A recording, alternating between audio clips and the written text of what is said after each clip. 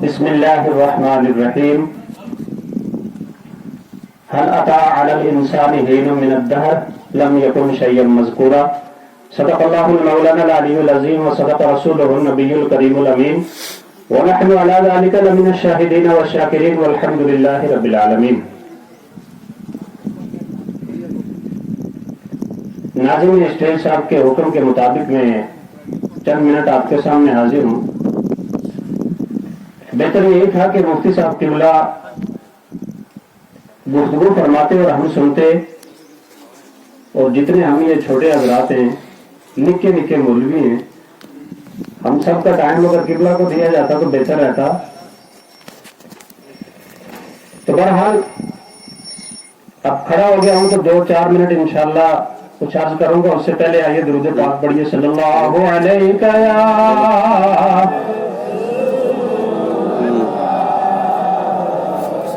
وسلم علیک یا حبیب اللہ. صلی اللہ علیک یا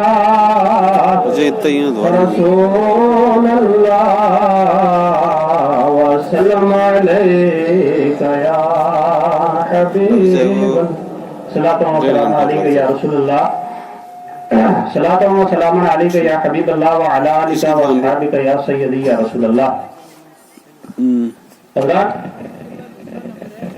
ماسٹر یونس صاحب قبلہ کے گھر پہ آج ہم جس مقصد کے لیے جمع ہوئے ہیں وہ ہے ان کی والدہ محترمہ کے لیے ایصال ثواب.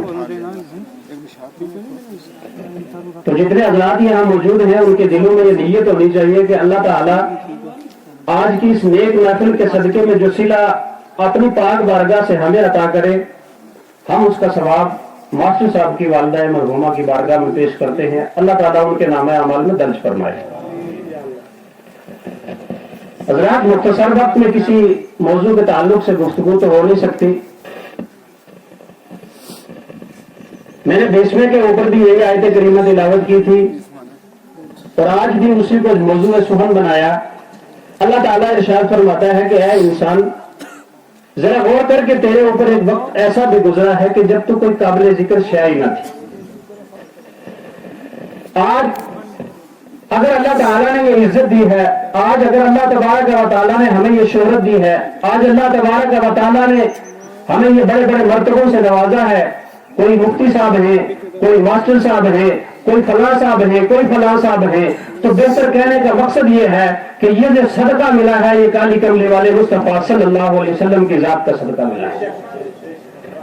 ہمیں ٹوٹ کر کے مصطفیٰ جان محمد صلی اللہ علیہ وسلم سے محبت کرنی ہے، اور جتنی محبت آپ سرکار سے فرمائیں گے، جتنی محبت آپ کے دلوں میں سرکار مصطفیٰ کی نقش ہوتی چلی جائے گی، اتنی آپ کی دنیا بھی آسان ہوتی چلی جائے گی، آخرت بھی آسان ہوتی چلی جائے گی. کیونکہ اللہ کے حبیب صلی اللہ تعالی علیہ وسلم کی محبت ایک ایسی شے ہے کہ وہ تب حاصل ہوگی کہ جب دنیا کی محبت ہمارے ذہن سے نکلنا شروع ہو جائے گی، جب دنیا کی عقیدت ہمارے ذہن سے نکلنا شروع ہو جائے گی، جب مال کی محبت ہمارے ذہن سے نکلنا شروع ہو جائے گی، جب دولت کی محبت ہمارے ذہن سے نکلے گی، تب سرکار کی محبت، ورنہ ایک جگہ پاک محبت اور دوسری محبت جمع نہیں ہو سکتی. سرکار کے دل میں، جس کے دل میں نبی پاک کی محبت ہوگی، جس کے سینے میں مصطفیٰ جان رحمت صلی اللہ علیہ وسلم کے عشق کی چنگاری جلنے لگے گی، اس دل کے اندر اگر پھر دنیا دار کی محبت آئے تو وہ بات بنتی نہیں ہے. بہتر یہی ہے کہ یہ دل اللہ تبارک و تعالیٰ نے جس مصطفیٰ کے صدقے میں بنایا ہے، اور اس دل کے اندر اگر یاد رہے تو خدا کی رہے، اگر محبت رہے تو مصطفیٰ کی رہے، اگر محبت رہے تو ذات مصطفیٰ کی رہے. اور یہ دنیا کچھ بھی ساتھ جانے والی نہیں ہے. یہ دنیا دیکھیں نا، وہ بیلول دانا علیہ رحمہ ایک بہت بڑے ولی تھے، فقیر تھے. وہ ایک دن ہارون رشید کے دربار میں آئے اور آنے کے بعد ہارون رشید سے کہا کہ مجھے کوئی تحفہ دے دو. ہارون رشید بادشاہ تھے وقت کے، اور بہت اچھے بادشاہ تھے، اور بڑے جو ہے وہ علم بھی رکھتے تھے. اور انہوں نے ایک لاٹھی دی اور دینے کے بعد کہا کہ بیلول دانا یہ اپنے پاس رکھو اور جا کر کے جو دنیا میں تمہیں سب سے بے وقوف ملے اس کو یہ دے دینا. دنیا दुनिया में जो सबसे बेवकूफ तुम्हें मिले उसको ये लाठी दे देना। बैलून दाना ने ली और लेके अपनी झोपड़ी में रख दी। कुछ अरसा गुजर गया, वक्त गुजर गए, दिन बीतते चले गए। हारून रशीद का आखिरी वक्त आ गया, वो बूढ़ा हुआ, मौत के फरिश्ते का जो हुक्म था वो करीब आने लगा।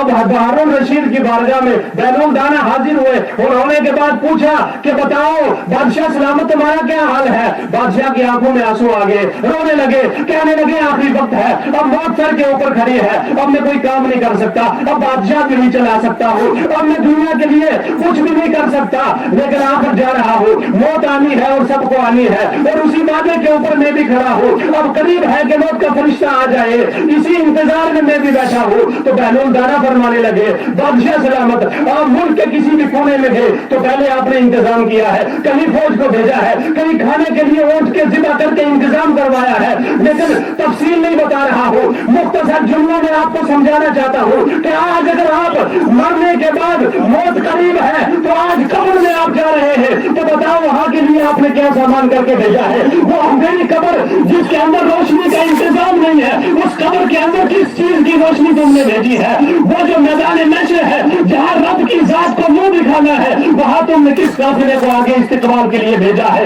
हारून रशीद रोने लगा और कहने लगा कि बैलून दाना मेरे लिए दुआ फरमाए कि अल्लाह तमाम मुलाजिम को आसान फरमा दे। बैलून दाना ने वो लाठी निकाली और कहने लगे कि तुमने ही फरमाया था कि दुनिया में जो बेवकूफ मिले उसको ये लाठी दे देना। अगर तुमने आखिरत की तैयारी नहीं की है तो तुमसे बड़ा बेवकूफ कोई नहीं है। अगर तुमने आखिरत की तैयारी नहीं की है तो तुमसे बड़ा बेवकूफ कोई नहीं है। हारून रशीद रोने लगा, कहने का मकसद ये है कि हमें कब्र में जाना है। मौलाना अब्दुल रशीद नईमी साहब आपको बता रहे थे कि मरने के बाद पहली मंजिल कब्र है और कब्र में आप जानते हैं हर इंसान ने याद किए हुए कि सवाल क्या पूछा जाएगा, मां रब्बू का बता तेरा रब कौन है? तो बताओ अगर दुनिया में हम किसी सियासी के नारे लगाते रहे, अगर दुनिया में हम किसी हुकूमत के नारे लगाते रहे, अगर दुनिया के अंदर हमने अल्लाह के हुक्म को माना नहीं, अल्लाह के रसूल के हुक्म को माना नहीं, तो मां रब्बू का जवाब हमें कहां से आएगा? और फिर पूछा जाएगा मां दीनों का बता तेरा दीन क्या है? तो बताओ मुझे दुनिया के अंदर जिंदगी के अंदर कोई जिम्मेदारी नहीं है कि उलमाए किराम ही जो है हर बुरे काम से तुम्हें पाबंदी लगाए।